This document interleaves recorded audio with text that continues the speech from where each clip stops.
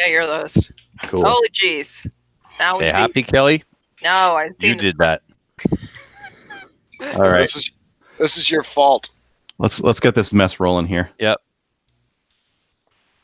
Hello. Oh. We have show notes and stuff, or This is your fault. Yeah. Do you want to set? I did the finger guns. Hello. Who's listening to the video live with sound? I did the finger guns. Who's doing that? it was me. Sorry, Okay. Stop. I did. We would like Stop. to start sometime. Hello and welcome to Slam Fire Radio. This is episode 314 for July 25th, 2019. I'm one of your hosts, Adriel. I don't have the notes open, so I couldn't tell you. Like, am I next? Trevor. Yes. Yeah. Okay. I'm Trevor. Hi, everybody. Thanks. Hi, I'm Kelly. And I'm the new choir. You're the new Squire. What's your name, Squire? Mark. Mark. Okay. Next. Just Mark. There's no last name. It's like Madonna. I'm Gallon, for anybody who doesn't know me. Welcome to the show. Also, no last name, just like Madonna. Also, I'm underwear as Madonna. I've seen it. And I'm Random Dave. Hello, everybody. We're at last here. at last. Thought I was running late, but then hey, I'm We're all like, it's Slamfire. Of course you're not. Well, we could give a little bit of a description. So Trevor's doing SummerSlam, and you've got a whole whack of people over at your house, and you got them all. You roped them all into coming on Slamfire. You put them all to work. Well, let's not pretend they had a choice. Hey, guys, this is what we're doing now. chop Mhm. chop. Yep. No Yep. choice. Yeah. I left my All drink right. downstairs. You There we left go. your drink downstairs? Yeah, Trevor rushed me. Poor bastard. Aw.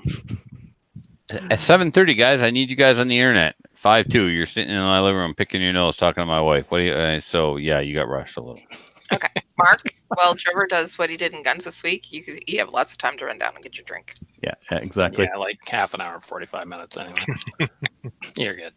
All right. What we did in Guns this week is brought to you by the Calgary Shooting Center, Canada's premier firearms retailer.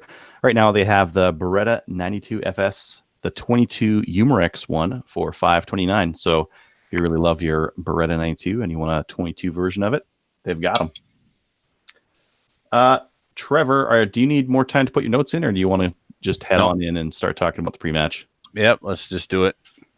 Well, I mean, we're gonna make it the main topic. So, but I'll cover a little bit of the construction. Just went really, really well, and a lot of things were done really way in advance. And pre-match was today, but like I said, I'll wait till the main topic, and then Gallon and Mark and I can talk about all the awesomeness that was the pre-match and some of the crazy malfunctions that I happened in my FX9. So yeah, but we'll each cover our version of the pre-match when we get there. How's that sound? Let's move along. Sure. So you're not doing anything? You're done? What you did in week? Yeah, what you did in Guns this Let's week? move along. All right. That was I guess nice. I mean, yes. No one else is ready. We all thought we had a half an hour. Oh, what's going on? I guess that's me then. I didn't do too much. I did take some photos of this guy here. This is a Ruger PCC, and it's got a real interesting design. So I've already shot this gun. It's fun to shoot. It's reliable. The mags come out with this little button on the side there and into your hand. They're Glock mags. They do drop free, but they're not. There's no like right-handed way to do it. It's a very 1022-ish style build, and a lot of the controls are very 1022, like the cross bolt safety. Yep. The bolt hold open is a blade, just like the 1022. A couple of different things I like: charging handles, ambi goes to left. both sides. Yeah. Taking it apart is super weird. It's a super weird disassembly. Let's say you want to get the bolt out of this thing. You got to take it off the stock You got to pull that trigger group out, and then you got to like squeeze this thing, the bolt, and like pop it out the bottom. So real weird disassembly. Not that you would have to disassemble it a whole heck of a lot. Really like the takedown feature on it. It's just real quick. Simple and easy. Yeah, exactly. Push there on we the go. bottom and Yeah. Ooh, that's Yeah, cool. exactly. So super easy for that standpoint. It does have a rail on the top, but like the comb on the stock is really made for iron sights. Yeah, and if you put an optic on there, you will need a cheek rest of some kind. Yeah, that's just like some real quick initial impressions of it. The construction on the interior is real weird. Like this is one of the weirdest centerfire rifles, like modern centerfire rifles that I've had a chance to disassemble and take a look at the guts on it. So if you want to see some more pictures on the weirdness that is inside this gun, I've got them up on the Hunting Gear Guys Facebook page. cool. I was quite surprised by that gun, other than it was kind of fun to shoot at the charity match.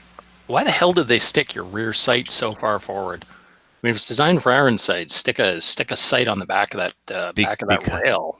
Because It's it's a super takedown. fast Takedown. No, because it's takedown, so you have both your front and rear sight on the front, so you don't lose zero. Yeah.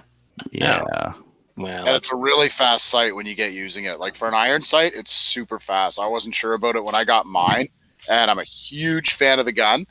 And as soon as I tried the iron sights, I was sold on them. Like it's Yeah. not a bracket or platform because your sight radius is like maybe 12, 13 inches on there. But you can drill them fast with that. Yeah, there's a lot of speed to using the iron sights like that. I mean, it's got a nice, real big, generous peep on the back there, so it's really easy to grab that front sight looking through that peep. So, super interesting gun. Yeah, I'm excited. I want to go do some more shooting with it. Yeah, this is actually Ian's from Canadian Patriot Podcast and Our podcast. Prepper Podcast as well. Yep. So he lent me his PCC to review. So Well, I got to tell you, Adriel, it's not that, okay, I respected the product. I respected Ruger's reputation. I knew it would be a good gun, but it wasn't a gun that I wanted, and I didn't really think much of it. But in a weird twist, I ended up having to finish my match today with Gallons. More on that Do later. you like it? I didn't I say mean, that. Oh, you don't like it? the FX9 has a better manual of arms for competition because you can drop your mags with your right hand, whereas with this one, you're hitting that magazine release with your left thumb to drop it. So there's that, but the reliability is good. Yeah. So as you said, the manual of arms is not that of an AR, but and it's heavy. It's heavier than my FX9. But honestly, I think it was easier to shoot and flatter shooting because it was so heavy. And I printed alphas like all day and was hitting stuff on the move with it.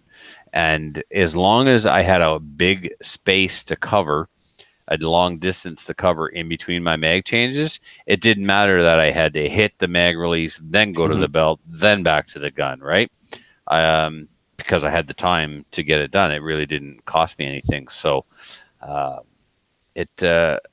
like it a lot more than I did before I had to use it in a match, let me tell you. Yeah, and the price is good too. The price on them is very reasonable. What for are they again? A Ruger product. They're under $800. Nice. yeah, I was seen them- surprised. Go ahead. I've seen them for $719 online. When the pre-orders came out, though, everybody was around $750, $800, and that's with the 2 magwells and a Ruger SR or something compact magazine. Yeah, which you're gonna like put in a drawer and never use, and buy like a full 4-pack of Glock mags and use those instead. When I got mine, I was talking to a dude out west, and he's running the SR mags, and he was posting online. He was looking to buy the SR mags and stuff off people, right? So we got texting. I said, I got one here. I'll give it to you. I don't want anything for it. I'm running Glock mags, and I don't plan on changing.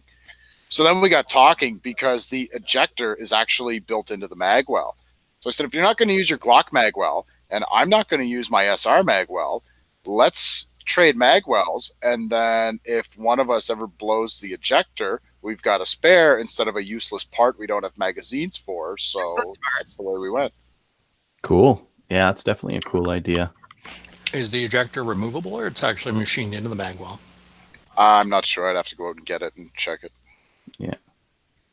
And then the other thing I did was I've been getting some sling stuff for Maple Seed to get my own kit going. So I got some of these HK hooks, and then I got a couple of different styles of them. And you know how when you buy stuff on eBay, you can't really tell what the size of it is, and some of them came in a little bit big.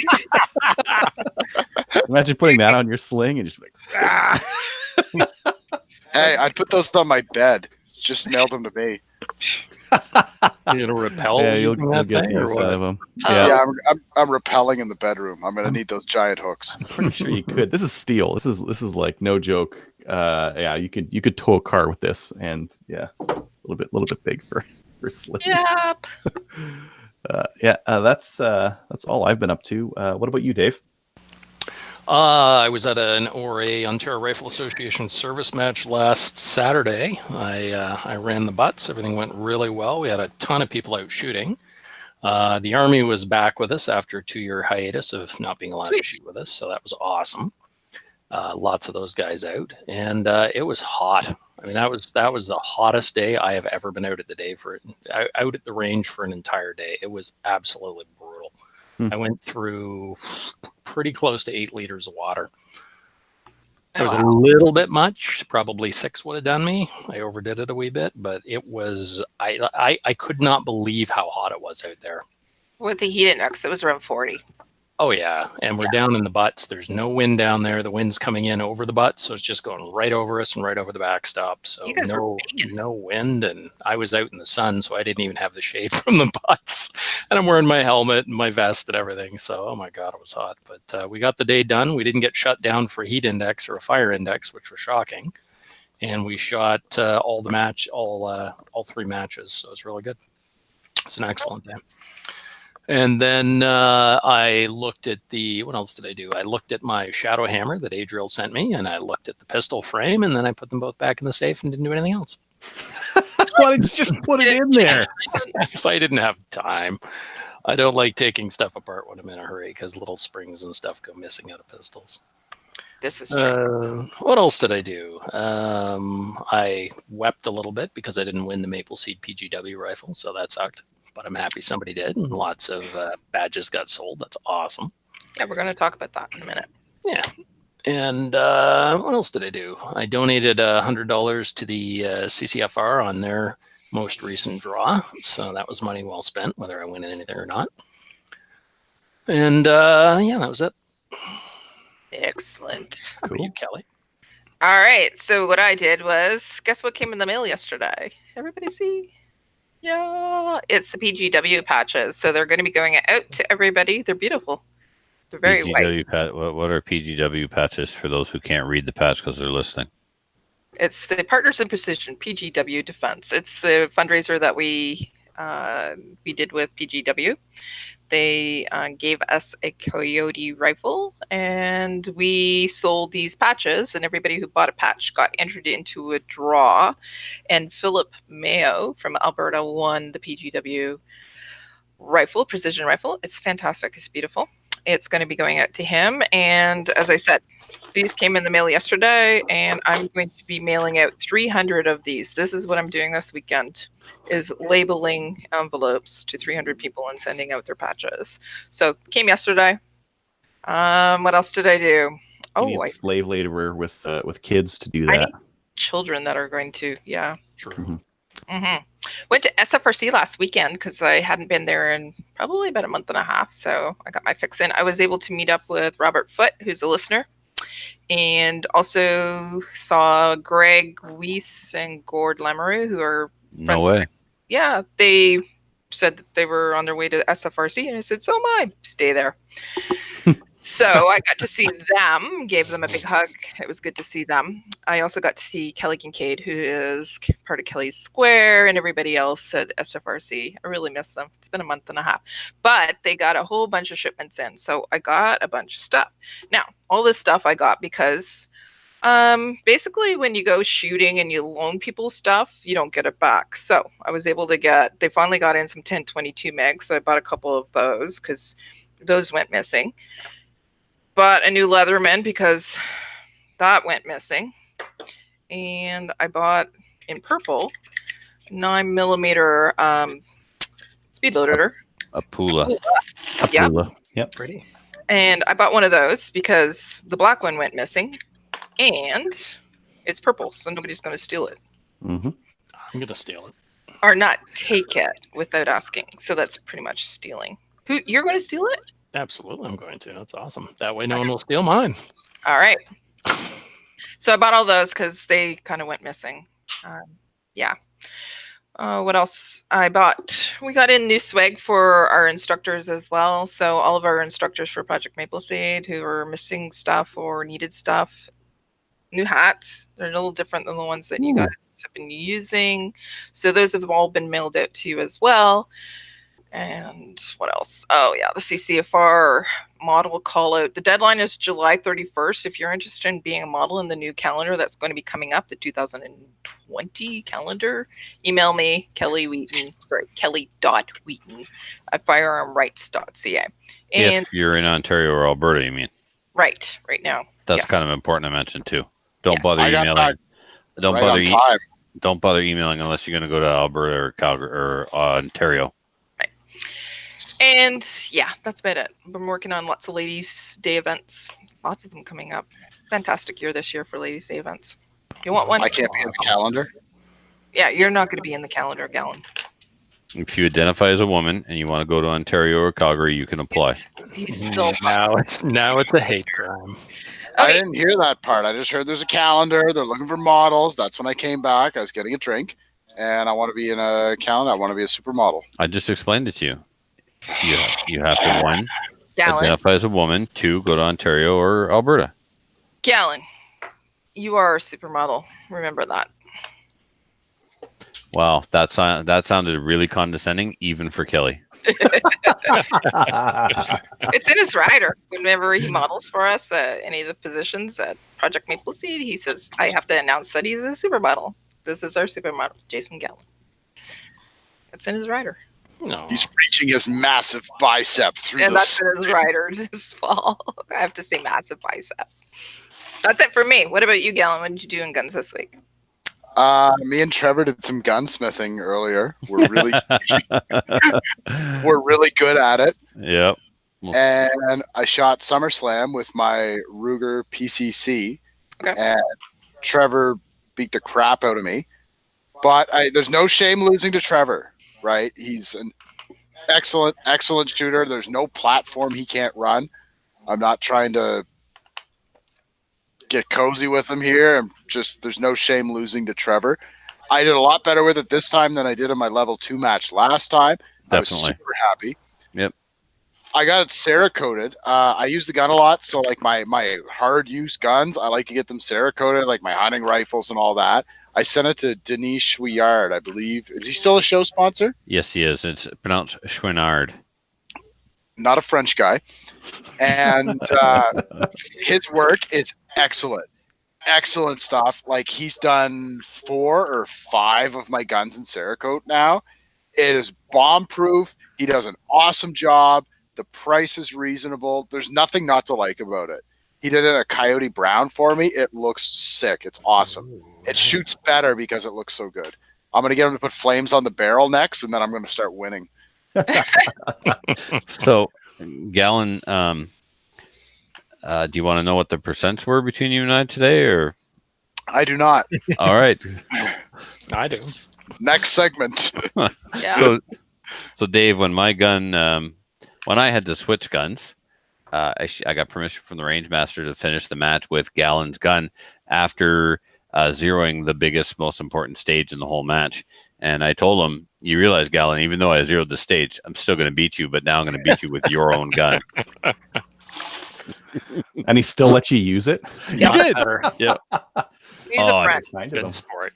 I felt I let awful. him shoot my ammo too because his gun was garbage, his ammo was garbage. Trevor was not prepared for this. Like he was there to shoot, but he was not prepared for this match in any way. Oh, that's lies.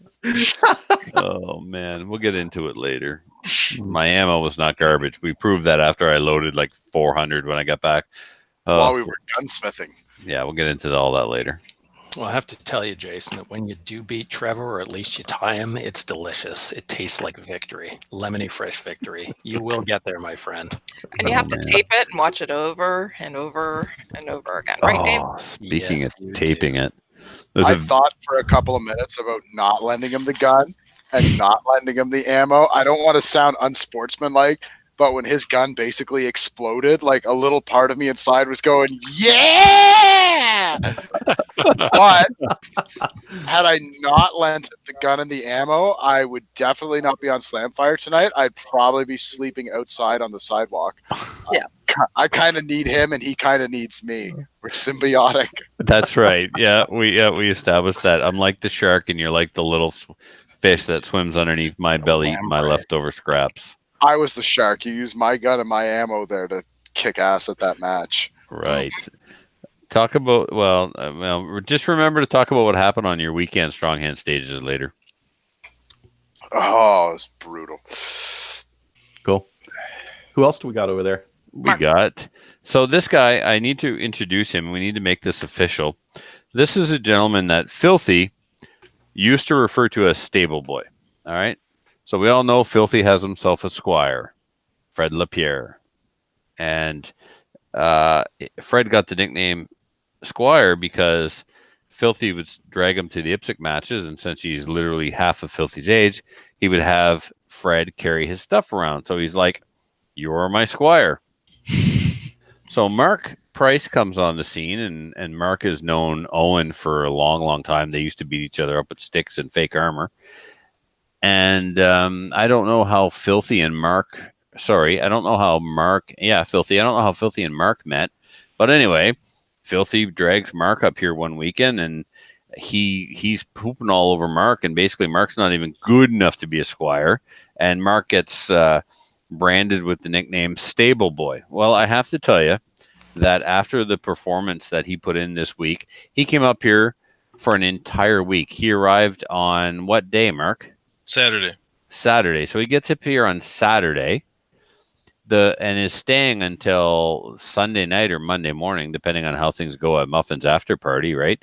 And he's come to the range with me every day. He's replaced Matthew because Matthew used to stay here, go to the range with me and work, and then come home and do squad buckets and target bags and admin stuff and printing labels and printing lists. And Mark has completely taken over that role. And it's not that I want to say he's done it better than Matthew, but he's done it better than Matthew. Well, look at him. He's like 4 times the size of Matthew. He's literally so 4 times the man that Matthew is. You can squeeze him like a lemon. That's it. You got it, right? So anyway, I told him, I said, he's accepted a position with a new firm is what's happened, right? He's now part of the Ferlate Group, and he's accepted the position of squire over at Ferlate Group. So Filthy is just going to have to suck lemons or something. Luck. Yeah, Filthy's out of luck. So who's this new squire or stable boy then? there is no more Stable Boy. Stable Boy has been accepted a new position at the Ferlate firm now and is now a squire. No, there's new position now available. So the There's position's stable- now open. Yes. Oh, we have a position open for Stable Boy. Right. We will be accepting, applications. Right, Just right. send them to slamfireradio@gmail.com. Yeah, you could be the next Stable Boy. So Yeah. go ahead, Esquire. There, tell us what you did this week in Guns. This week in Guns, I did everything Trevor told me to do. I did complain. He didn't complain. And today we've had some long days and we've had some challenging days. Today was both long and challenging, and I'm in one of my surly moods right now, like never before. I'm exhausted, and these boys are taking all of my rude comments and short-tempered snaps in stride, and I appreciate it. My gun worked flawlessly the whole match. Yet again. Nice. my Graham Power K100. I am really tempted. It is the sidearm, official sidearm of all True. Slovakian troops and police forces. Like, what, 18 or 20 of them? How many do they have now? 24. 24, right? Okay. Yeah. I have You been love tempted it, to though. purchase one of those. They are lovely pistols. I handled one, and I understand why David Coping is all in love with them and carrying them because they're pretty sweet. I still want to see it. Also very Yeah. sweet. I never should have shot one last year. I loved it so much. I just gave it back to Bill Anderson and said, "Don't ever let me shoot that again." I just can't do it. I gotta get you to try 1911. Yeah, I tried yours. 1911 is I hate nice. you for that. I gave a buddy of mine came out with his wife to shoot a CQB match, so I gave her my Shadow 1 to shoot. And then at the end of the day, he's like, "Yeah, we got to get you your own pistol, maybe a Glock." She's like, "No, I want one of these." So she just got a Shadow 2 a couple weeks ago, so she's pretty Sweet. pumped. It was a great match for me. I had lots of fun, lots of different targets. A lot of targets I've never shot at before, so it was a really good experience. And except for a couple things, like I missed a target on one stage that was a pain in the butt. I actually had a no shoot, and I shot the target once, and then I stared at it, mad that I hit the no shoot, and never shot again. The brain That's not locked the up way it hard. works. Put the brain in a park. I was so mad. But overall, it was a great day, and the days didn't seem overly long. They seemed to end at a pretty good time. Today, like at 1 o'clock today, I could have swore it was 4 o'clock. Oh, Well, that's bad because of your sign. issues, though. That was a you thing. Okay, that's fine. I'm glad everyone didn't experience time the way I did today. sweet. Is that it, Mark? That's it. Awesome. All right. We got everyone, right? Do you have anyone else just like hanging out on couches over there that's going to chime in? No? Hiding somewhere. No, we're good, man. Let's move on. All right. Upcoming events. We have the Meaford Steel Challenge. That's going to be September 7th, 8th, and 9th. They still need ROs to come out and meet some great shooters. And Kelly. Kelly's going to be there. Yep. There as well. Oh, there you go. Ryan McLean, Tech Hey, the yeah. Future, Greg May, Dave. They're all going to be out there. It's going to be Yeah. a great time. So why don't you go out there and what do you even do? Hold a timer. Make sure that people don't put their booger picker on the bang switch when they're not supposed to. They need both ROs as well as somebody who's going to be spotting at each stage. So, yeah. Just, So if you can yell impact. yep. Mhm. If you have a And look- spotting scope, bring it. If you're such a person, send a message to the Facebook group or email Chris at psoc.ca. Let's see here. News. Did you guys see that Ian did a video on the C1A1? Ian from Forgotten I Weapons? did. I saw it. I didn't watch it. It's saved to my watch later. How cool is that? Was that the Canadian military version or edition that we used of the FNAFL? And he had a trials. No, what did he call it? A shop rifle. One of the first experimental rifles. Apparently, we have a company here in Canada called what was it? Movie Gun Works. It's a company that has lots an arsenal for the movie industry for blank firing and that kind of thing. Yeah, And there's one that's in what- Toronto and one in Vancouver. Yeah, and that's where they were to test these things out and show them off, and they were really cool. Yeah. Miss my FN foul. Mm. I bet you do. Why'd you ever get rid of it? I didn't get rid of it. So what happened was I was at a gun show and a guy had an Australian, it was a Lithgow FAL and it was a really good deal on it. So I thought, yeah, absolutely, I'll take it. But I didn't have my restricted at the time. So I had it registered in a buddy's name and they prohibited them before I got my RPEL. Mm. So I lost my FN FAL and I'm now the wrong person to hold one. So the government owes me an FN FAL. Fair. Okay. That's the way I see it. I think that's how that works. Yeah. All right. On to new gun stuff. The first one I wanted to show. Am I going to be able to show this? Ooh, tricky. Let's see. Maybe. Because Yeah. that works. There you go. That'll work. This is the MDT's got a new bipod out called the Sky Pod. Skye pod. I have no idea how they want you to pronounce that, but CKYE pod. So it's a fancy bipod. They're $500. They look very robust. I'll never Yep. buy one though because it's $500 and It's a big chunk of steel. it's not really my game. Aluminum. Yeah. But they got them. That's kind of neat. The next one, the Terra TM9. Have you guys seen this? It's the wait. Terra Perfection. Oh my God. Wow. Lawsuit perfection. Yeah, indeed. It's It it's a reminds me of Glock something. off. Glock off? Yes. Glock knockoff? Yeah. But it's got like the MMP style takedown. The rest of the stuff is kind of Glock. There's a dual action, single action trigger assembly of some kind. Interesting thing about these, they're 369. So one more entry into the polymer striker fired pistol that no one asked for particularly. No, where Doesn't look like the mag release sticks out very far. No, it does not. Nope. Finger grooves, no stippling. Where is this thing made? I had it. In a country that Some- no longer exists in the Middle It East. does. It's in the Balkans, and it's one that's near the ocean. I can't remember what it's called. It's one of the weird ones. I don't know. Who cares? I'll make a Simpsons joke then. Put it in H. Yeah. The IWI Masadas are $659, so I think we talked about those, and they're up now. We didn't talk about that price, so that's pretty good. $659?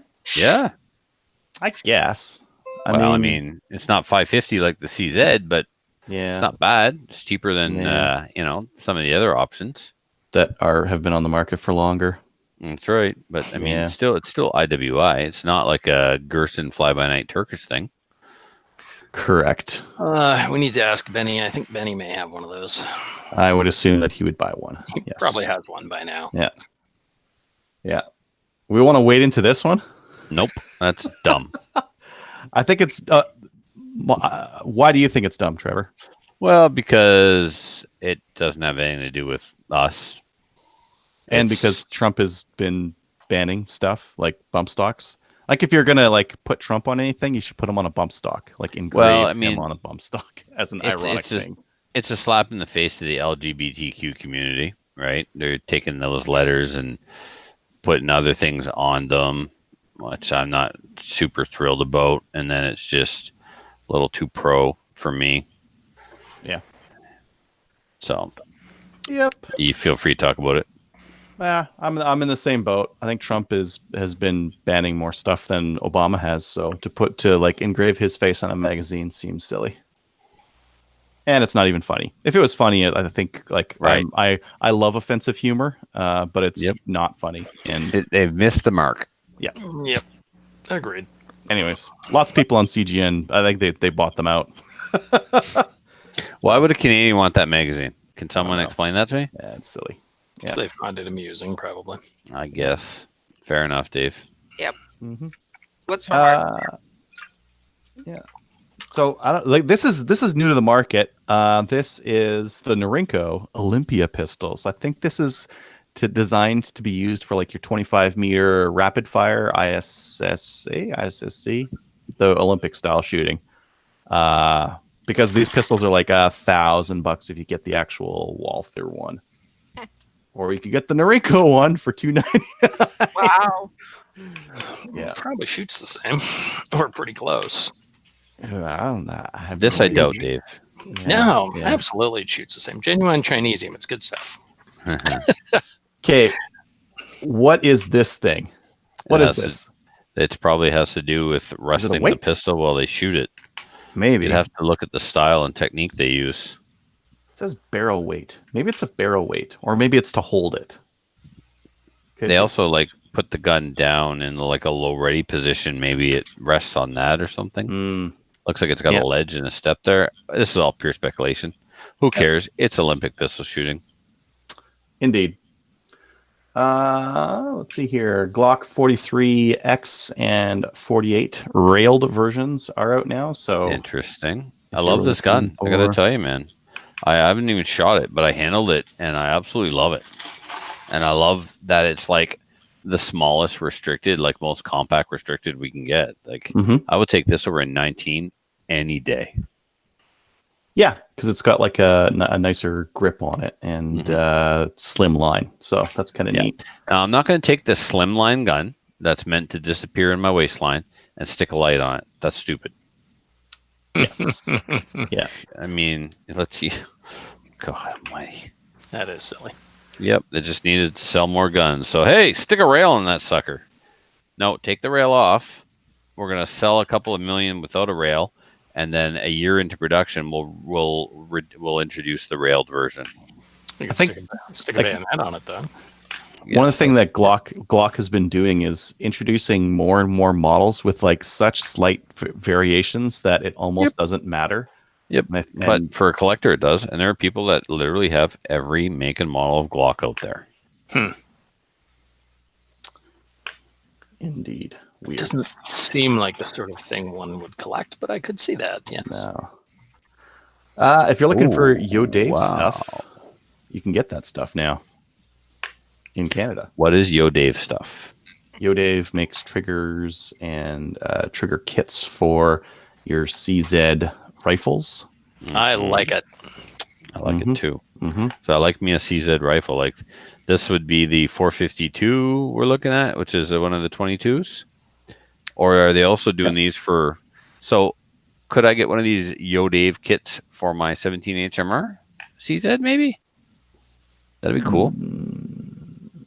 This is the 452, 455, or BRNO trigger Regardless, kits. regardless of Mhm. caliber. Nice. Yep.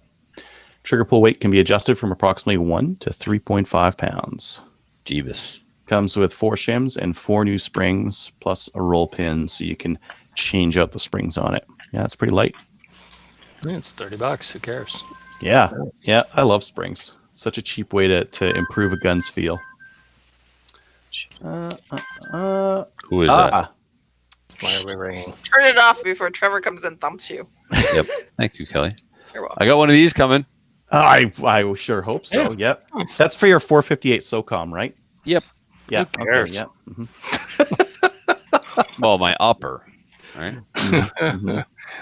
Yeah. Yep. The boys from Wolverine Supplies are a major match sponsor for SummerSlam, and they're some of their employees and staff shooters are coming to shoot the sponsorship squad, and one of them is bringing me one of these. Really? Who's coming? Nice. Ty, Ryan.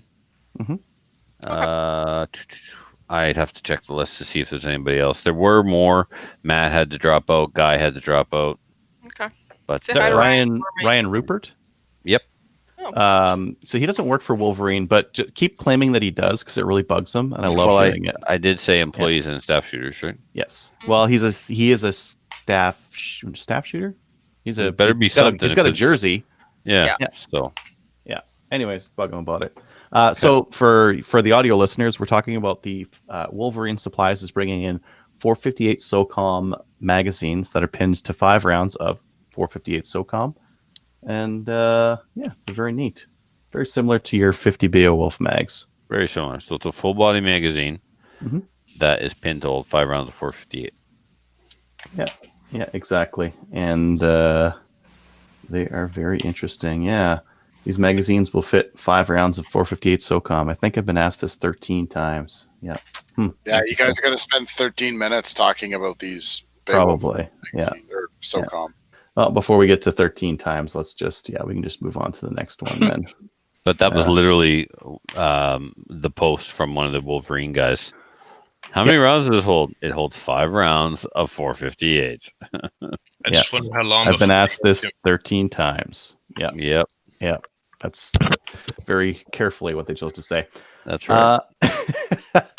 These are kind of neat. So Dante's has the Smith & Wesson MP45 threaded barrel kit. So you've got your 45 ACP, MP for 477, and it comes with 2 barrels, a 4.5 inch barrel and a 5.18 inch 2 barrels for $480. If it's a 9mm, I'd take it. Yeah, but it's a 45. That's why it's only $480 because not everybody is hankering for a MMP and 45. No. Yeah. You could, maybe you can get another barrel. Get the 9mm barrel for it. I don't know if like They probably Lone Wolf does the conversions like they do for Glock. probably not. No. But By the time you do that, you're probably up into the price of just buying a 9mm M&P. Yep. Yeah, true story, Dave. Yep. All right, that is enough of that. Okay, let's add on into our main topic. Our main topic is SummerSlam so far. So far, like you guys are on what day of what day? Okay, so we just finished day 2 of the pre-shoot. So SummerSlam is an IPSC level 3 match. Level 3 means that it has to receive national and international sanctioning approval of the course of fire, or the courses of fire. And it's huge. I'm exhausted. It's been a lot of long days. Construction has been going on all of last week and then this week. So the range was closed last week as of Tuesday. And this week it was closed for construction and then pre-match. So pre-match is Wednesday, Thursday. Friday is typically we reset all the targets or replace all the targets. So the match will start with fresh targets on Saturday morning. And porta potties come in. The range is also open for competitors who want to pop by and look at the stages from afar. They are not allowed to walk the stages. They are not allowed to enter the shooting area. They are not allowed to go down range of the stage because although the range is open to everyone, not everyone can make it. So as a match director, I believe it's unfair for them to walk the stages the day before other competitors have the opportunity. So I have strict guidelines. Stay off the stage or you'll be told to leave the range. A lot of the things that we typically would be doing tomorrow are done. Wednesday, Luke bang switch. Luke usually rolls in and he sets up the chronograph stage. I was able to get that done with some help from the boys, and so all Luke had to do when he arrived on Wednesday was put up a couple of tarps, set the chrony up again, and calibrate it with the match ammo and the match gun. And we were able to get both squads that were in the pre-match through Crony today, or yesterday rather. So that meant today Luke was pretty much at our disposal to get a couple of little things done that we may have missed or may have forgotten. And when he got all those things done, he actually went around the range and retargeted the entire match all by himself. Took the better part of the day to do it by himself, but it was done. So when we were done today, we were done. There was nothing to do. Let's get out of here. I had lots to do, but things have calmed down a little bit. We went and picked up the awards and stuff like that. So tomorrow will be a relaxed day at the range. And then tomorrow evening, we have the quote unquote registration night. Everybody's already registered, but it's called a match check-in. They come in, they see me at the table, and they give me their name. I confirm their division and category, tell them once again what squad they're in, and then we lost Trevor. Yeah, we lost Trevor. It's kind of funny because you've got like 3 guys in the house all using the internet. Oh, you're back. All right. Okay, where did I get cut out? It was going to be an easy day at the range. Registration Take night. people's registrations and see what the squad they're in. So people come to the pub to check in for the match, and Muffin's there selling hats, and Tracy from the CCFR will be there giving out the match booklet and a little bit of swag. One of our match sponsors this year is Black Sheep Brass, and he hooked us up. He gave us several thousand bags. They're bags of 1,000 pieces of 9mm brass, all prepped, ready to go. And then he gave us bags of 100 to give to the competitors at check-in. So they'll get their match booklet, they'll get a bag of 100 pieces of 9mm, the match booklet, and I imagine Tracy always has like a lanyard and a sticker or something from the CCFR. So then Saturday we go live with the match. I have gotten confirmation from IPSC Canada that because I shot the pre-match with a PCC, I'm permitted to shoot it with a pistol during the main match. So I am that special kind of stupid where I think this is a good idea and I'm going to do it. So I've got an incredibly competent range master on site. I turn the match over to him. Really, I've got nothing to do. So But he's shooting. I'll be in the sponsorship squad with him. You know, if we get a call, we can co-range master. I'll go once, he can go the next time, something like that. And we're also going to shoot through, which means we'll finish ahead of the other people. So then we can concentrate on match administrative stuff. So yeah, that's where we're at. So why don't I turn it over to the boys and they can discuss what their impressions were of the pre-match, their highlights and their lowlights, and I'll talk about all the catastrophe that happened today to me, and then we'll wrap it up. So, Gal and Mark, which one of you guys wants to go first and talk about your day? Mark, you want to go for it? Sure, why not? I'll be short and sweet, probably. I actually really enjoyed the match. It was good to watch other people go ahead of me. So sometimes you get an extra idea or an extra thing they're doing, because maybe sometimes I'll change my mind, especially if there's a few people ahead of me. The worst is going first, because then you can go through and talk about the match, and then you go first, and then you watch people go after you, like, oh, I should have done that. Maybe I should have done that. People do a lot of talking before, the stage starts, so usually you can pick up some ideas, but sometimes I think people keep stuff to themselves just a little tiny bit, just to give themselves a little edge. Oh, man, we got one guy that's like that, and he actually doesn't even want me to watch him do his walkthrough. Trevor will see my tricks. Are you serious, dude? Come on, really? Yeah. So that's the thing. There's no question, Mark, that some people will see something and absolutely keep their mouth shut. If I see anything that I think will benefit someone, that's a shortcut or whatever, I'm so proud that I found it, I can't help but open my mouth. That's why you're such a stand-up guy. And yet you still win. Well, that's the thing is, Dave, I'll tell anybody my plan anytime. They just have to go out there and do it better than me. It's not about gaming. It's about shooting it to the best of your abilities. You can have the best stage play in the world. If you can't hit what you're aiming at, then it don't matter. Yep. Or do your mag changes or move. I'd rather discuss, because I'm still in a position where I want to learn, and I think that discussing with other competent shooters, you learn more about stage breakdown and options. Because there's the last Battle of Alberta, I was shooting with Tuna. He's a pretty good IPSC shooter and 3-gun shooter out of Alberta here. And a couple of times I'm like, yeah, I'm going to do this, this, and this, and this. And he's like, yeah, I was kind of thinking about that too. And then I went and shot it. And he's like, you did this. Why'd you do that? Why didn't you do that over here? I'm like, oh, yeah, that's good. That's yeah. So we often, some of them just wait to watch me do my walkthrough, but I may be better at it than them, but it may not be the best plan. Sure. Some of the top guys from Nova Scotia will show up, and then they'll do something, and I'll feel like the rookie, right?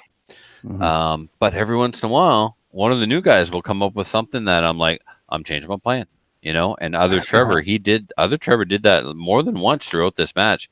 We stood back, we watched him do it, and I was like, Trevor, you just taught me something. What you just did makes so much sense. I'm embarrassed I didn't think of it myself, right? Sometimes new people don't know the mistakes to make. That's right. Yep. Even Jerry Mitchell says he watches everybody, new and veteran alike. And you just got to know your limits, because I've had stages where I see people doing something and I'm like, oh man, I should do that. And I'm like, I actually cannot physically do that. So there's no sense in trying it and failing and getting no hits and hitting the wrong targets, because we had the one that had, I think, five poppers that were activating ones. Yep. Mm-hmm. That we had to do, and some people were, running across really fast and trying to get one of the drop targets, and it was like, or shooting from far back, and I'm like, I'm just gonna try it my way, because I'm not gonna have the speed to make it worth my while. Yeah. So I just stood in one spot and shot the targets. Right. Or you may see me run up and take one while running, or shoot them while moving from right to left. And then you guys are like, it's a great plan, but my shooting skills aren't there yet. So I need to run all the way over here and then stop and shoot them from here. Right. And then we saw Phil. God love Phil. If Phil shot every weekend, a lot of people be in trouble, because he is really good for the amount of time he puts in. He had a good plan, but he flinched and smoked the penalty steal. I had 2 penalty steals close to the shoot steal, and he tried a hard angle and he put it right into the penalty steal, just not realizing that at that angle he was actually going to have to aim farther to the right than he normally would. And just so, he chose a strategy that exceeded his skill level at this time. So And all except for one stage, my mag change plans were really good. So I had those all down in my head before I started. So I wasn't trying to mess with how many rounds I had. I always knew what I had left, especially if there was steel involved. So I knew how many misses I had and could still go without doing a mag change. So that seemed to pay off pretty good. awesome. What was your favorite stage? Whew. I don't know. I really like the trailer one. Yeah, I was a fan of the trailer one too. I had a little bit of struggle there finding the red dot through the port one time, but for the most part, I was very happy with it. And is there a stage that you would want to do again, given the opportunity? Well, one that I would need more practice on is I realized I need to work on my long game more. Because say the boat, those last targets, 3 targets, and I empty every round I had left because I knew I was going to have trouble hitting them. And I did. I hit some, but it's a long ways away. It's probably fair to say you've never shot at a target that far in an IPSC match in your life. Oh, for sure, no. Yeah. How far out are the targets? We had steel at 30 and then 3 paper at 35. Oh, nice. Yeah, the Were steel they wasn't bad. obstructed or no? Nope, they were not obstructed. It's not super far. That's a good shot with a pistol, though. Yeah, I've brought them in. I've had them as far as 50 before. They'll be back at 50 for the nationals, of course.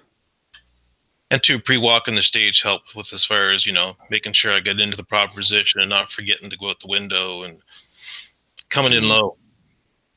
What happened where you missed a complete array of targets? Where was that? Was that the transport? Oh, I think it was the first stage, wasn't it?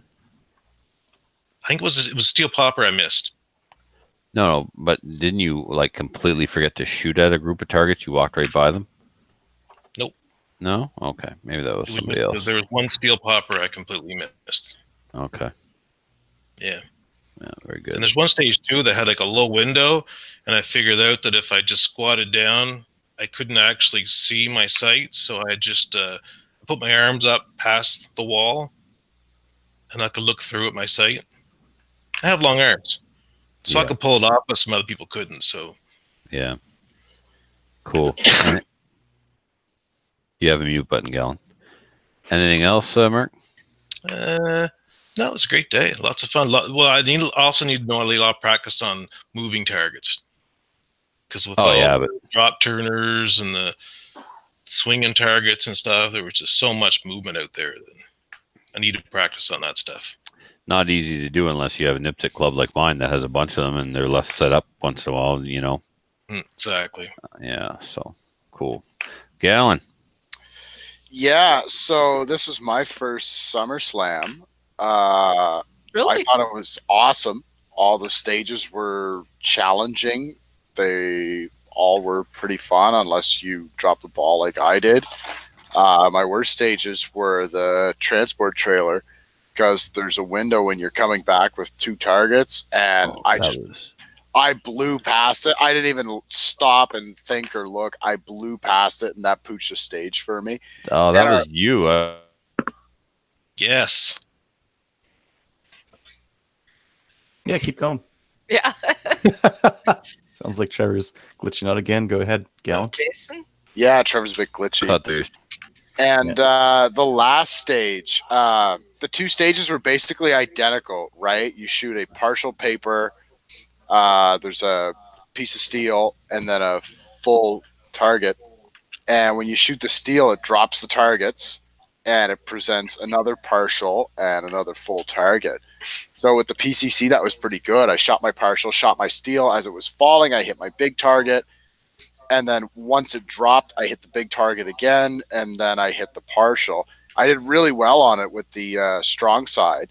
So then I was going into the weekend shooting, and I'm shooting PCC, so that's off my left-hand shoulder, and I was super confident about it going in. I'm like, let's do this. I can shoot weekend all day. And the timer went off, and I brought the gun on my shoulder. I didn't turn my EOTech on, and I had to punch that thing 20 times just to get a little bit of it. I completely threw that. It was awful. That was an easy hit factor of like 5+, and I shot like a 1.79 because of that. It was just, it killed me.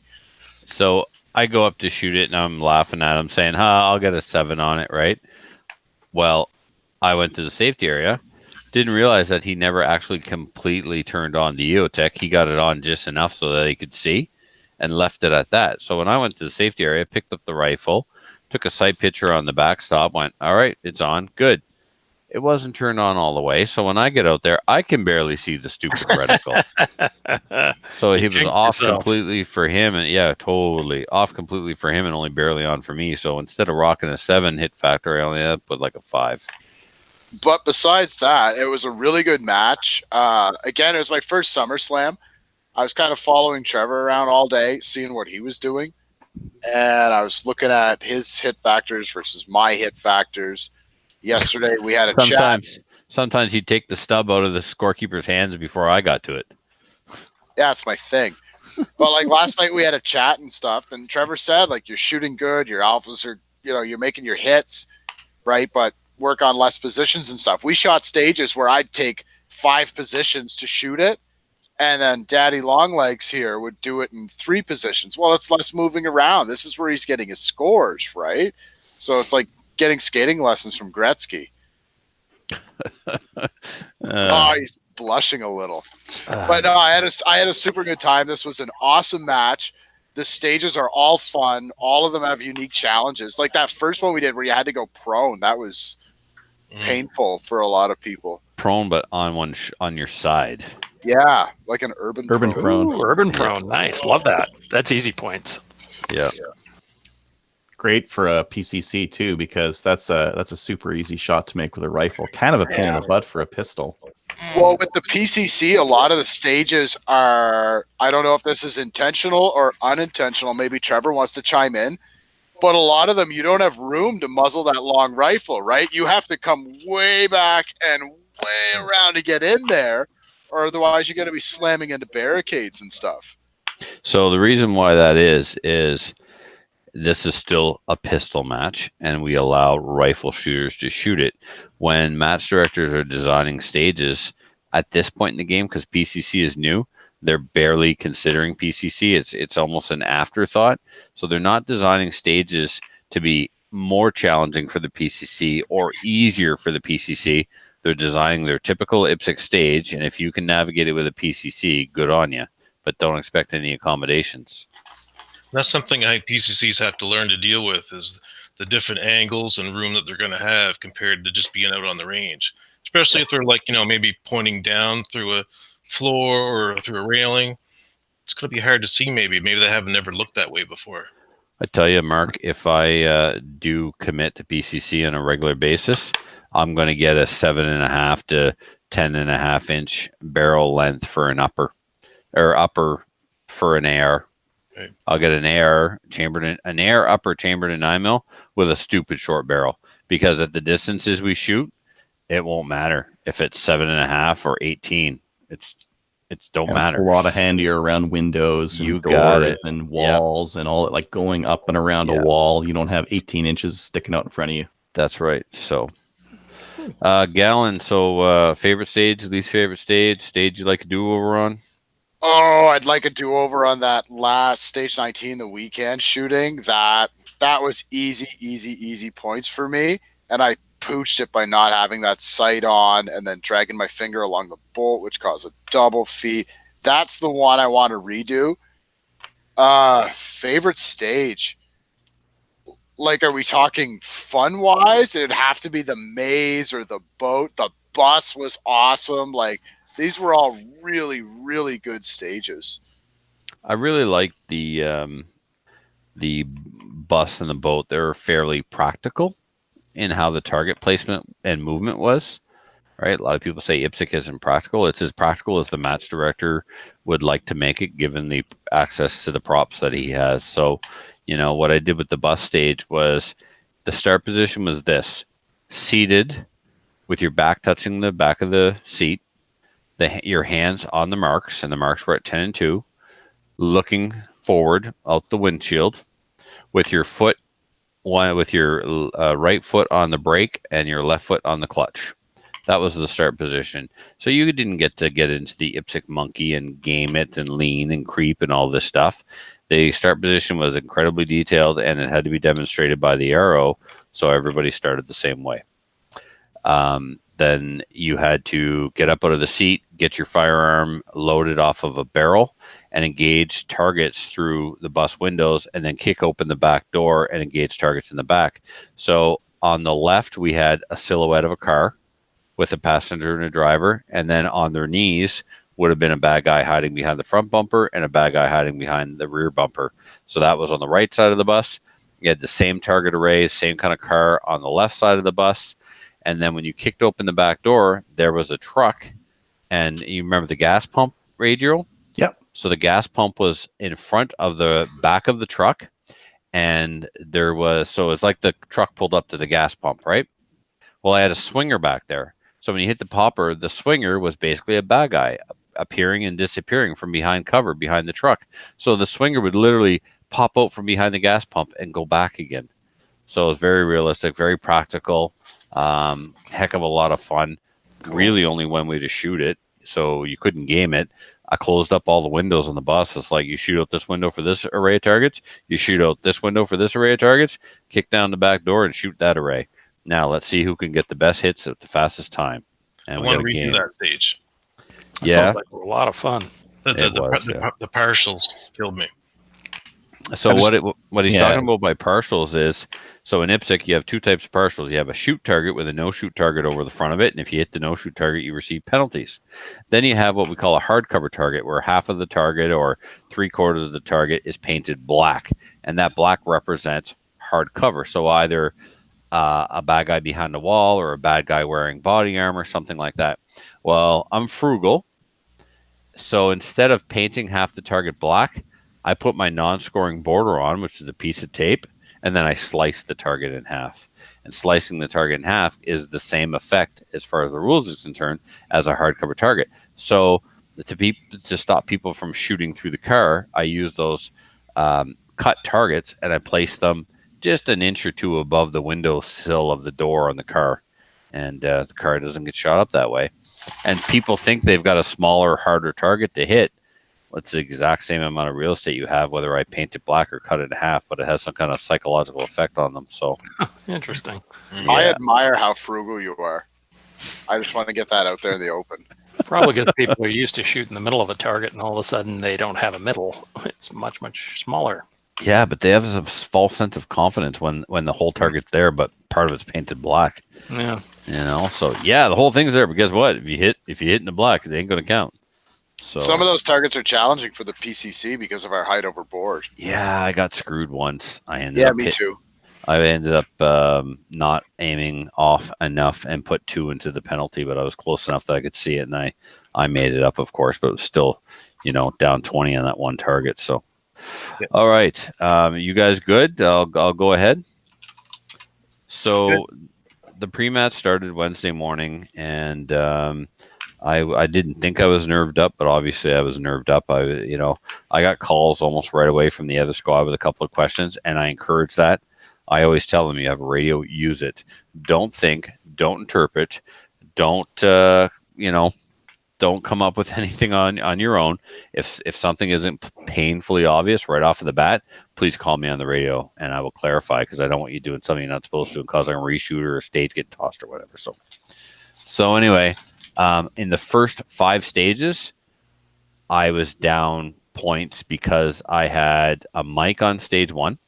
Stage 1, first of all, my game plan fell out my butt as soon as the beeper went.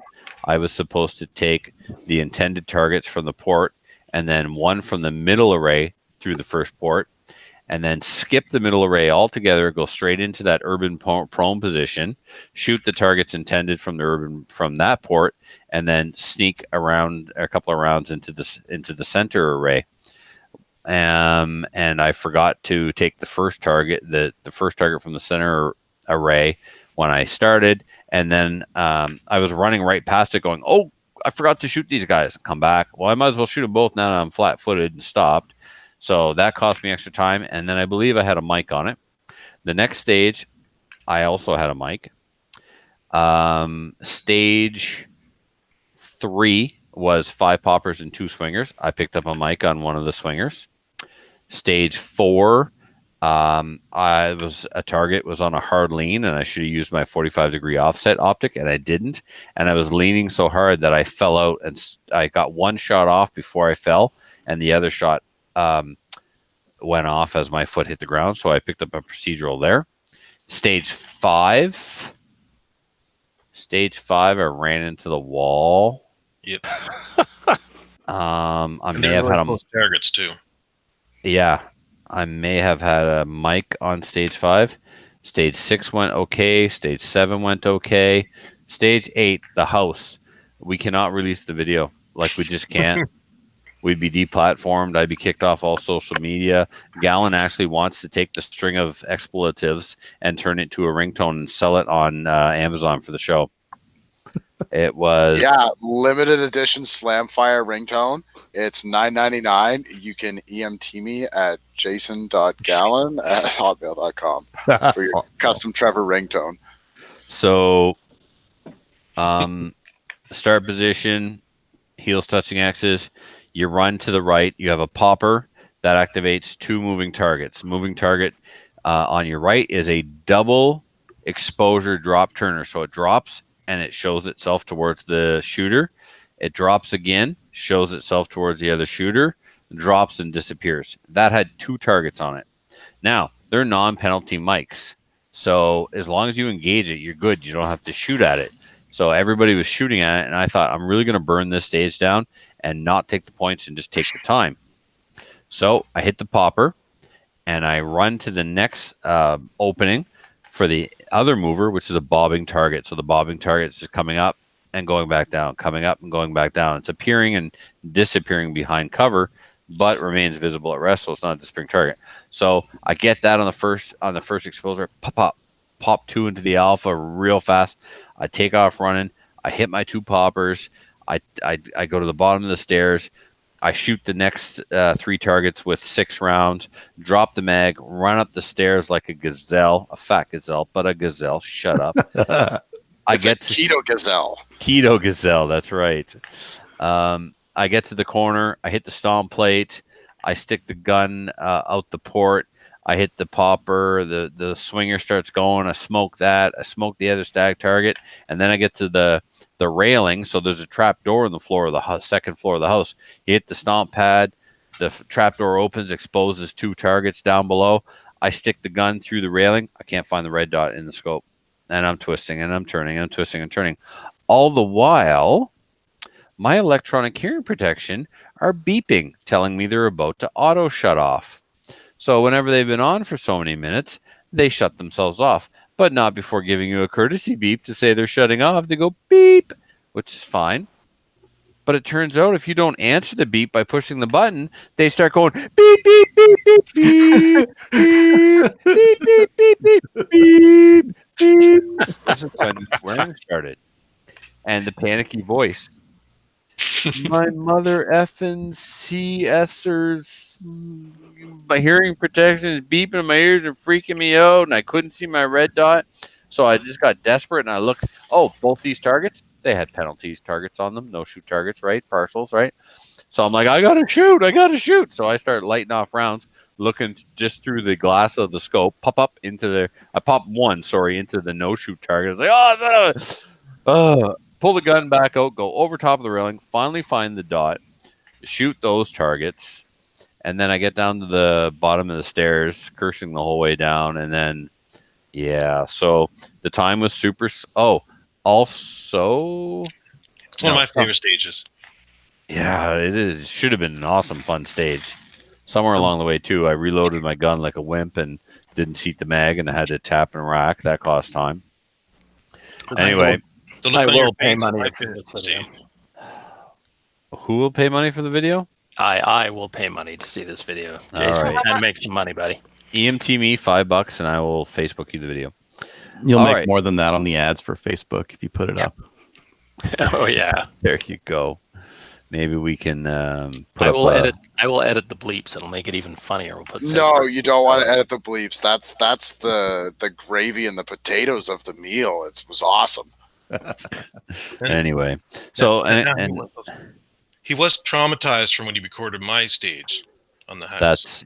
that's right. Oh my God! So Mark was recording my runs, and I was recording his runs, and I told him, I said, Mark, I'm not running up those stairs. And then I said, all right, I tell you what, I'll run up the stairs if you run up the stairs. So Adriel, we need the camera on me for a second. Yep.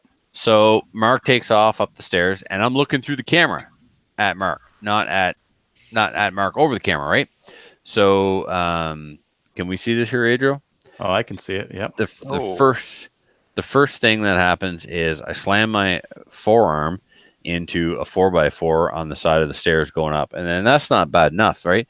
Then I'm like, oh, that hurt. Now I got to put my hand down to help myself up, and then right there, that red mark, we actually have the video of pulling the splinter out of there. It was basically a 2x4 that got jammed into my hand.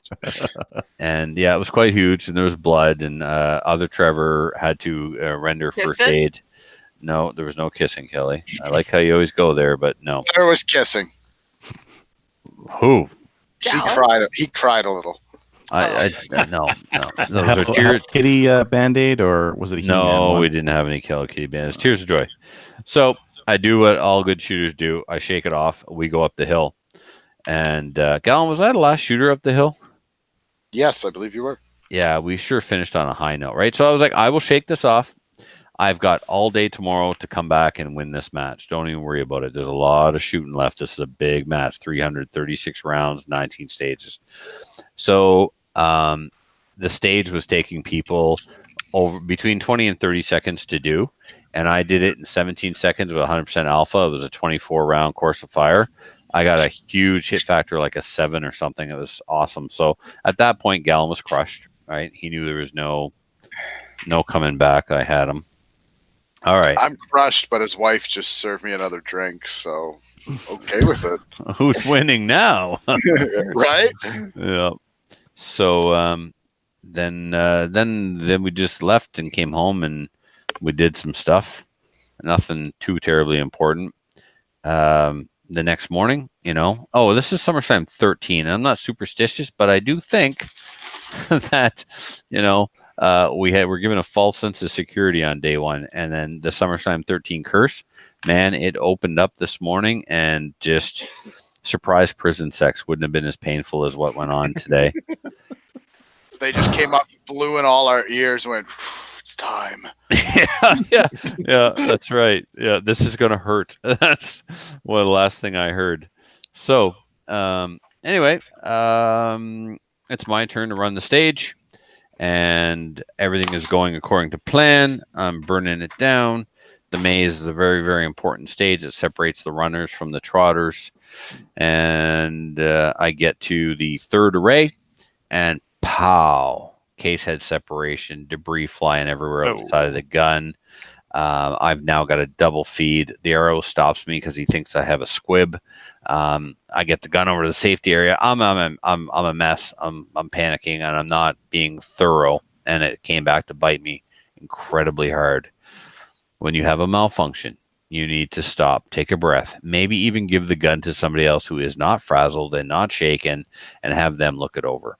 Step back, detach, let somebody else do it if you can't do it yourself. I get the gun into a safe area where I can clear the ammunition out. So I do that, get the upper off, get some pliers in there, pull out the piece of brass, and it's a half a piece of brass. It's case head separation just above, the case head. And then the other round that was that caused the double feed. So I get that out. I look down the bore, no obstruction, good to go. Put the gun back together. No, there's a piece of brass now holding up the firing pin. All right, take the bolt apart, remove the firing pin. Piece of brass comes out. All right, good to go. Hey, did you guys know that the FX9 will fire out a battery?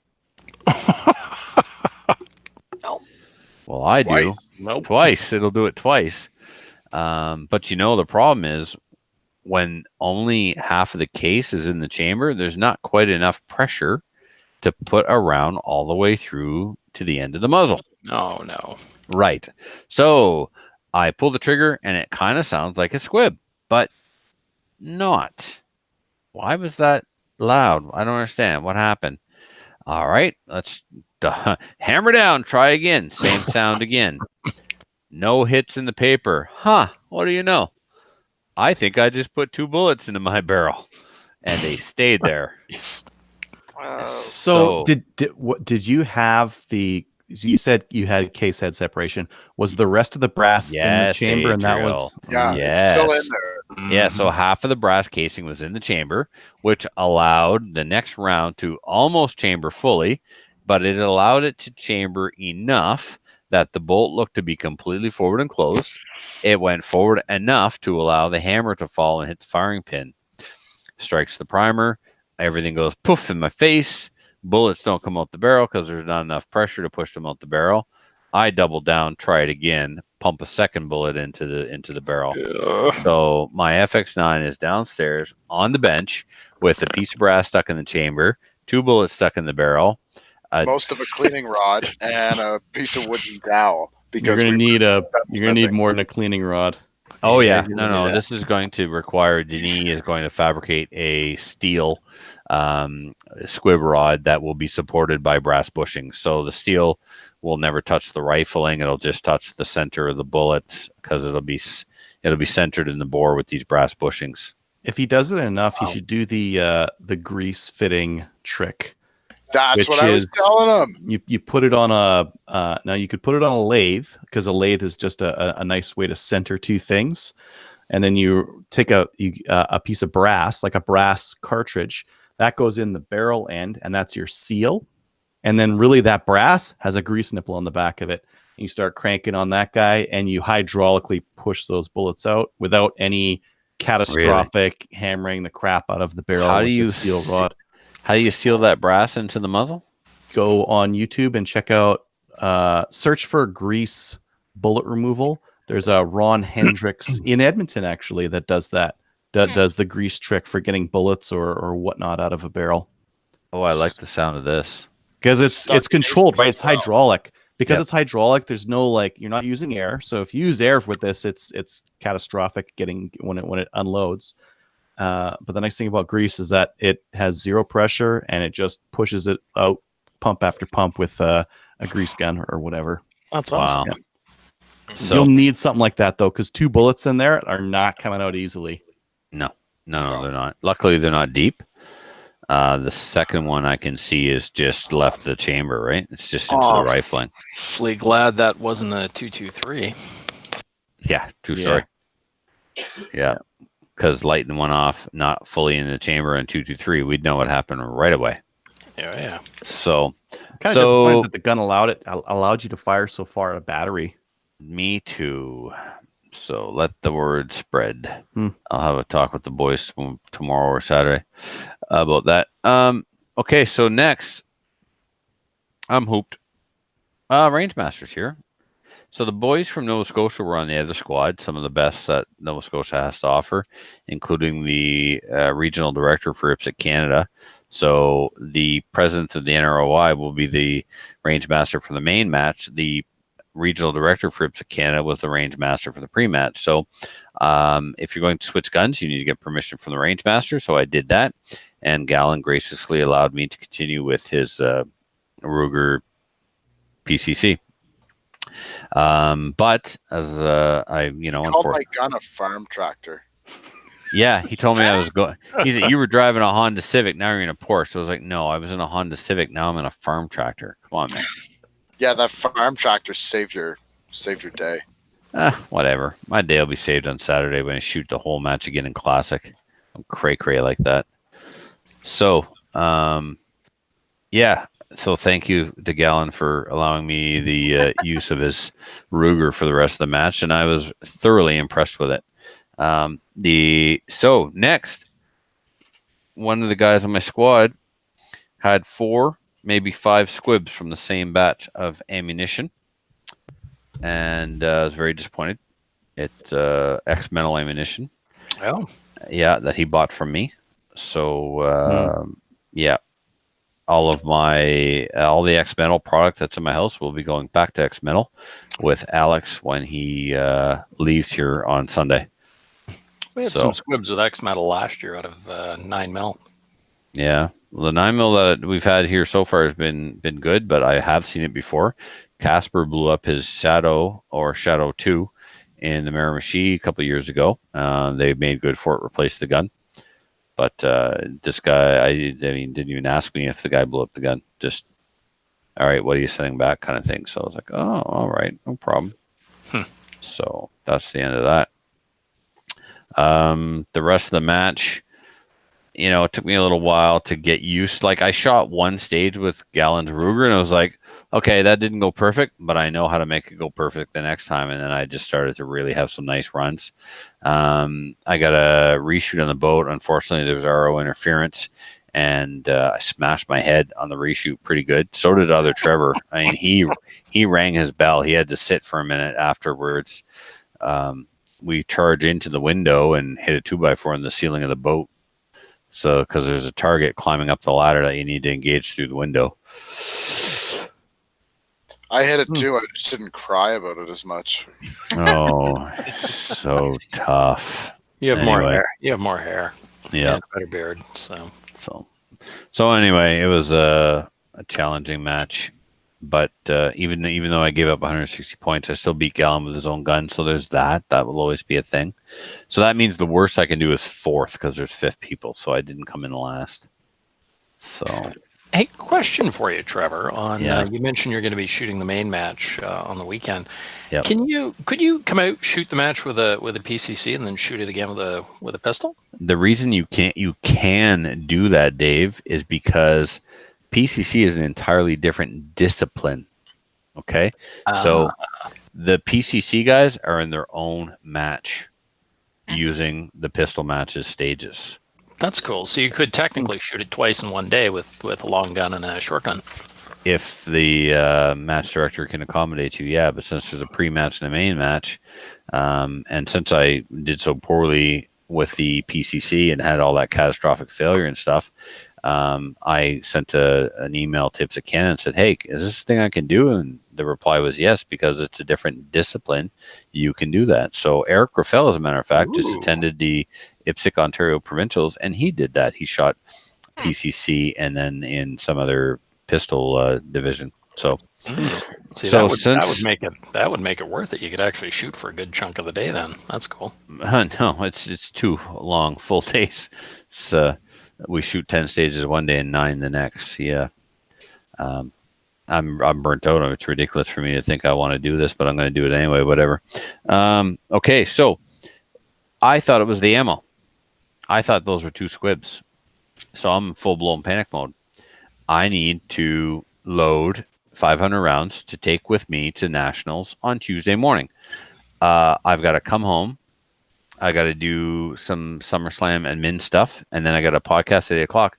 When in God's name am I going to have time to load 500 rounds? I'm like, you know what? 100 rounds only takes 11 minutes on my square deal. So I set up a light to shine down onto the powder station, or the station where I seat the bullet, the seating station, and I visually inspected every case for 200 rounds to make sure that there was powder in them, because there's no powder check system on the square deal like there's in 650. And the more I got thinking, I said, wait a second, I ain't never loaded a squib on this machine. I've only loaded 1 squib on my 650 in my entire reloading career. Something is not making sense. Furthermore, what are the chances that I loaded 2 squibs and they ended up in the same magazine back to back? Pretty unlikely. So then the brass after it came out, because on those 2 squibs, what you should have actually seen is a huge bulge near the case head. Yep, should have, and I didn't bother to pick them up. They did. There's certainly super flat primer, I think. Right. I remember seeing a Pierce primer, Adriel. I know Justin Brown picked one up, but he didn't comment as to whether it was bulged or not. So, so that got me thinking. My ammo's good. There's something wrong with the gun. I called Denis. What could possibly cause this in a gun? And he did mention, well, possible out of battery, like, some way, somehow. But then he kind of almost talked himself out of it. So when I looked closely at the chamber and saw the ridge from that piece of brass, I went, yeah, he was on it. He knew. but hadn't quite put it together. So yeah, called him back. So you were right. And it was due to another battery, not enough pressure to get the rounds down the barrel. I was second guessing myself that perhaps I looked through where the upper where the handguard goes, the light goes all the way through, right? Because it would be like where the gas tube would be and stuff. So did I look on that instead of the bore? No, I couldn't have. Anyway, so the case head separation on the first one is pretty weird. yeah, well, Like I mean, that's- brass gets reloaded and reloaded and reloaded. I've seen several case head separations on 9mm. Several. I've seen that before. I've seen that with rifle rounds too, Yes. and 45s. So I think I got 400 loaded when I got home. The Squire got filling tubes. What did we fill, Mark? We had 800 on the go. I think so, yeah. Yeah, we filled the machine and then filled up 6 tubes, and they filled up another tube again. So by the time I was done, I was going to have 800 rounds loaded. As soon as we got off the show tonight, I was going to go back downstairs and keep loading, but I got a bucket full of ammo. I just got a case gauge, and I did 400 just while we were on the show here, and I apologize if it was making a lot of background noise, but I'm kind of crunched for time, so I had to do it. So yeah, that was my SummerSlam 13. Just incredibly challenging. I gotta send a huge shout out to Luke, and if I already did this, I apologize because I'm super tired. But the Crony guy did all of the work today that we were supposed to do tomorrow, which is just tremendous help. So, and to everyone who is listening, who is attending the match, I will see you Friday night at the Heron's Nest Cottages at 7:00. There will be food, free food that the club members will put together for you. And there will be lots of craft beer for you to buy and consume. And yeah, so we'll see you all at 7:00 Friday. Big yawn. Let it out, Trevor. Oh, man. It's like a bear getting out of hibernation. Except I'm not hungry. I had my salmon. Sweet. Yep. So is that it for SummerSlam? That's it For for now. SummerSlam. Next For week now. next week I'll be at Nationals. So when I get home from Nationals, I'll give you the recap of how the main match went and the Nationals. Cool. Can't wait to go next year. Hmm? Can't wait to go next year. Go where? SummerSlam. National. There is no SummerSlam next year. SummerSlam. Yeah. Just Nationals. Cool. Nationals in 2021. Okay. All right. So we good for SummerSlam? On to the next thing? Yep. Sweet. I Next thought I is wasn't allowed to talk about that on the radio. What's the next thing? the next thing. The next is thing. YouTube comments. That was And- awesome. Justin Brown was running around. Sorry. Oh, Yeah. You give him a task to do, and like with military precision, he'd get it done. He'd come back, he'd look you in the eye, go, next. Like a robot. Go cut that grass over there now. Done. It was awesome. Flag poles. Flag Sweet. poles. Yeah, we put them. There was flag poles that got vandalized and ripped off of our covered firing point. He reinstalled them, gave him a box of flags, some tie wraps. He climbed up there like a spider monkey and got all the flags put up using proper protocol, the way they're supposed to be placed, all the provincial flags and stuff. Just awesome. The range looks amazing too. Like huge shout out to the members of the Rescuers Gun Club. Not only did we get the match ready, we got a bunch of maintenance done that we were supposed to be doing all along, and we're just busy doing other stuff. Like the range hasn't looked this good since the 2013 Nationals. And I told the regional director, like, I want this to be a national level caliber match. Like when people come here, I want them to expect the same kind of match that they would expect if they went to the Canadian Nationals. And he said, dude, it totally is. I'm like, well, give me something. I need some kind of feedback. You've shot all over the world. What can I do to make this match better? He's like, some of your ports are too high and some of your start positions where it's palms on X's, short people can't reach them. That's all I got. Fix that. Done. Okay, great. Next. That's my favorite start position. Palms on X's. Yeah. Because you're like bent over in a really familiar way, or I have really long arms, so I can position myself. oh yeah. Hey, get ready for SummerSlam. It's coming behind you. the longer your arms, the longer it takes to get down to the holster. I don't have to move afterwards though on tight ones. There you go. Cool. Next thing would be YouTube and Facebook Live comments, and I think a couple of us have been fielding those. Have been going along. I think one person was asking what was the issue with your first case, Trevor, and I think you were mentioning there just case head separation, and then it got worse because then you Because had it stayed stuck in the chamber. Yeah. Then Trevor got separation anxiety. Mhm. I did. Mhm. Not as bad as in the maze, though. In the maze, I was a hot mess. But Sweet. And not much other than that. So we can go on to listener feedback. Listener feedback is sponsored by Armory DC Gunsmith. Armory DC Gunsmith is a full-service gunsmith who specializes in firearms refinishing. He offers hot bluing, parkerizing, and Cerakote finishes. If you want to Cerakote your Ruger PCC, I guess he'll do that too. As well as wood refinishing. Check out his online inventory of new and used guns, firearms, accessories, optics, and more at dcgunsmith.ca. Okay, we got one from Spencer. I'll just read this since I've got it up. Actually, Kelly, we haven't heard from you for a while. Did you want to read this one from Spencer? Not really. Yeah. Woke her up. He says, "Hi guys, congratulations on the charity shoot. Sounds like another great event." He then goes on to say, "I may have mentioned that I got my Desert Tech MDR 380 bullpup back. Sorry, 308 bullpup back from being fixed. I'm happy to say that it's running like a champ now. When I sent it back, I couldn't get through a single magazine without some kind of failure.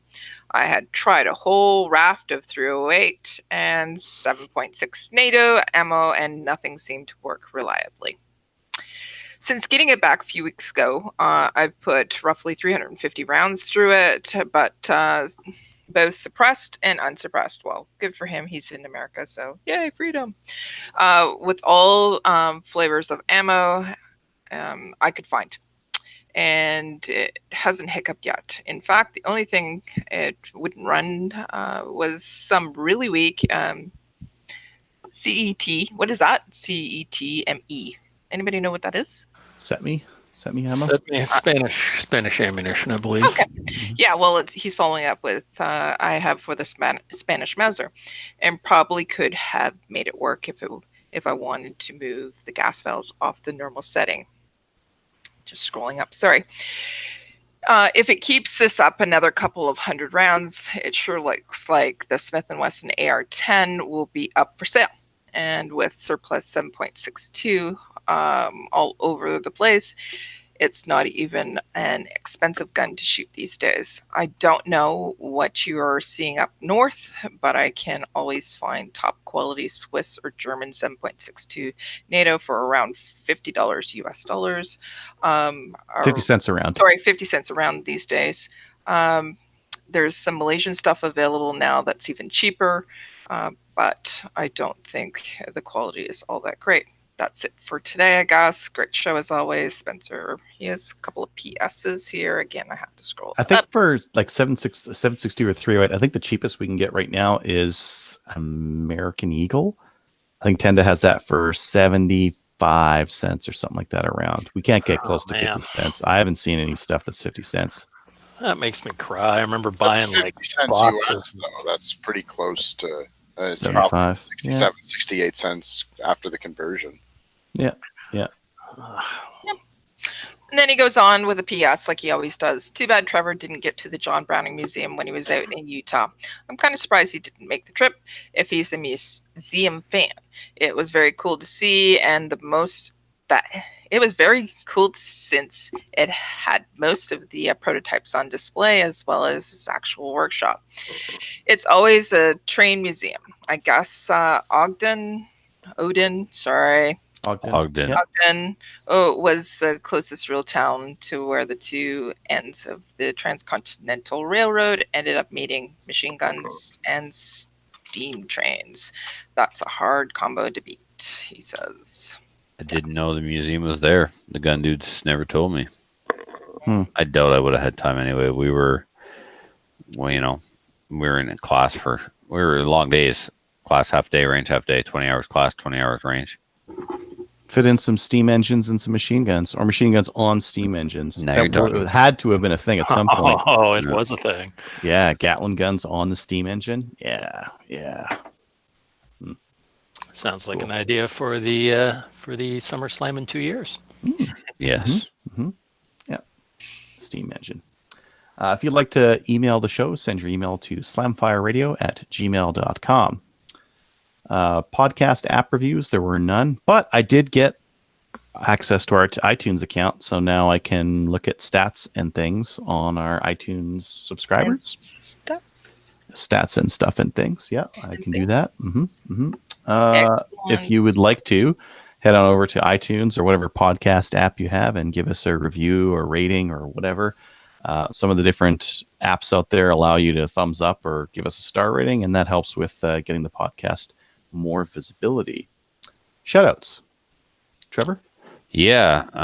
So definitely to the crew that worked with me here this weekend. The guys aren't even members of the club, and they came up from Fredericton. So Mark, the new squire, it's just crazy. It's crazy that these guys gave up an entire week of, not being at work, not being with their family, not being with their kids, their wives, right? They come all the way up here and give up all that free time and then work like dogs to help me put on one of the best matches in Canada. So Mark, Justin, Gallon, like, you guys have no idea how much what you've done for me this week means to me, means to the Rescuers Gun Club. It speaks to the community that we have and the fellowship among gunnies. You guys are awesome. I really appreciate you going out of just everything you've done this week to help make this match a success. You're very much part of our team and valued members of that team. And finally, to other Trevor, he completed his IPSC Range Officer Level 1 certification requirements by completing SummerSlam as an RO, and he did a fantastic job ROing such a long 2-day. It was grueling, and a lot of stages, a lot of shooters, and he did a fantastic job. So congratulations to him. That's fantastic. Yeah. Sweet. Congratulations. Kelly? Yeah, I have one. It's for Westfoot. I just wanted to say you rock. And let's go shooting sometime. Just you and me. Sweet. That's it. Ooh, date night. Two of Yeah. us. I think he's 10. You and I. We try. I think you have to sex it up a little bit. This is an exclusive opportunity. Okay. Calm down, Gallon. He's 10. Calm down. He's Oh. 10. Oh. Did I mention he's 10? And now all of a sudden we are kicked off the internet. Way to go. Smooth. We could proper get kicked off and do a story time with Gallon, but I don't think Yeah. That would be proper kicked off. You're right. We could Yeah. do that sometime as an extra for maybe the Patreon listeners. There you Mm. go. Yeah, nice. Slam Fire After Dark. It's about to get very adult in here. Is it after 7? It's almost 10 o'clock here, so I feel like I can say whatever the hell I want. Long. Slam Fire Triple X. And I've been having a couple drinks tonight. I may have found a bar on the Quebec side that allows smoking indoors and sells beer for $2.25. So guess what my second new favorite place to hang out is after Trevor's house. Now, for those of you wondering, how can you smoke in a bar in 2019? First Nations territory is not subject to provincial law. So when they have the little VLT rooms that they call casinos, you can smoke in them. So they also sell beer in them. So that's They're how. awesome. Yeah. There you Cool. go. Any of you other guys have shout outs? Dave? I got a couple of shout outs. Yep. I want to say hi to my friend Serena. She's a new shooter in the Moncton area, and she's eager to learn everything she can. My friend Janet's listening in right now. She's really excited for this. And Irish Will, my buddy Irish Will, is a big listener of the show. I had no idea when we were all in Drumheller. He messaged me, and he's like, "Are you rubbing Trevor's back and feeding him bacon?" And I'm like, "Yeah." And he got really gushy over it. So maybe I can get some Slam Fire stuff before I leave. And I'm going to see him at work this week, and I can bring him some stuff, and he would super appreciate it from you guys. I think he All was, right. he was on tonight. Oh, was he? Yeah. Here. Trevor's about to throw me some stuff from across the room for Irish Will. Here, Irish Will. I'm gonna That's hook for him you, up. buddy. I kissed a patch for him. I stole a pair of your underwear to bring to him, but I'll give them back. Oh, So my give me God. those patches. Those Spider-Man Nice. boxers are brand new. She just bought them. Do not steal my Spidey undies. And I want to thank Trevor for his hospitality. Like, he's going on about all this work us volunteers are doing, and we've been up here like a couple of days. We're going to be up here for a couple more. Trevor is central to the shooting sports, especially the handgun shooting sports in this province, right? He has hosted us dozens and dozens and dozens of times every year for the last decade. And he's letting people take over his house and skeegee strangers sleep in here. And then he's like making such a big deal that we're up here for a couple of days. Like, none of this would happen if he wasn't leading on point on this. And it's stressful and he gets tired. So I want to give a big shout out to Trevor and all the work he does for the shooting community. And I want to ask Kelly why she's wearing an IIT hat. What are you doing? I've devoted myself. She's showing it off. I purposefully lost mine on the last trip. I wasn't gonna tell you, but I actually did that on purpose when I lost it. I pretty much noted that. I figured, you know what? I'm not going to say anything because by the time we were done, we weren't going to need it anyways. It's been noted and added to your record. You're the The HR department has already started the file. It's pretty thick already. So After traveling for 2 weeks with you and Stacy, I've 4. actually reached a level 6 Maple Seed Wizard. Only 4. me and Craig May have achieved that. We are wizards. 4 weeks in a car with Gallon. Wizardry. You got all the aids now. True Sweet. story. Yeah, I had to smell their farts the whole trip. So Excuse me. Girls don't Oh fart. my Everyone knows that. God. And remember, he was sitting in the back seat. He wasn't allowed to drive. we didn't put him on, and he's sitting in the back seat. Every once in a while, the window would go down, and then it'd be, "Oh my God, Gallon, what have you eaten?" it was mostly revenge and some sick. I was really sick. It's horrible. Worst shoutouts ever. Yeah. Any other shout outs other than, fart related ones? Shout out to my buddy Kyle from Shelburne, who just got his ATT after going shooting with me, and he is currently hunting for an AR-15. So if anybody happens to have one for sale, feel free to message me. And Good he luck. can't find one anywhere. I've So, got an STI receiver. No, I'm not selling those. They're sequential serial numbers. Never mind. I was gonna say I got an STI receiver set you can have for $1,000. Oh yeah. On top of everything else, my day started with replacing a $389 tire. Yeah, that's how my day started. Something I wanted Luke to the rescue again. Luke, I got a flat. Take my truck and go either get the flat fare. I have a leak. Apparently there's no such thing as a slow leak. It's either a leak or a blowout. There's no in between, according to Captain Andy. And anyway, Luke to the rescue, man. So between Luke and accidentally forgetting to delete Christina's credit card information off my cell phone, we got a new tire put on my truck $389 later. Yeah. It's a nice expense right before you leave for a week at the Nationals. that's why we I'd like- drive trucks. Cool. Other shout outs? Yeah, I'd like to thank Trevor and Christina for always making me feel welcome in their home, and my squad mates who made it a very enjoyable day, and they also helped out a lot at the range this past week and probably months, helping set things up. Oh yeah. Yeah, we had definitely. a super squad. It was a really fun time. You couldn't ask for better people to shoot with. I got one more shout out, and that's to Filthy. Filthy waited too late to book at Castle Furlot, and I had to turn Filthy and Mike possibly away. Mike just assumed he was staying here. He unfortunately didn't know what kind of event SummerSlam was, how big it was, and stuff like that, and how quickly things fill up, including my place. So I only have these two here now, but on the weekend I will have other people here, which means there's no room for Doug Mead. That's the other ginger who beat me that one time on a stage. He was going to put a tent in the backyard, and Filthy and Mike one stay, and then it's like, so Filthy and Mike and Doug Mead are over at who they will now definitely consider better Trevor's Place. Oh, cool. Yeah, so the house will be full. Plus, I got my godson and his partner in the backyard in a tent. That's how things are going to be this weekend.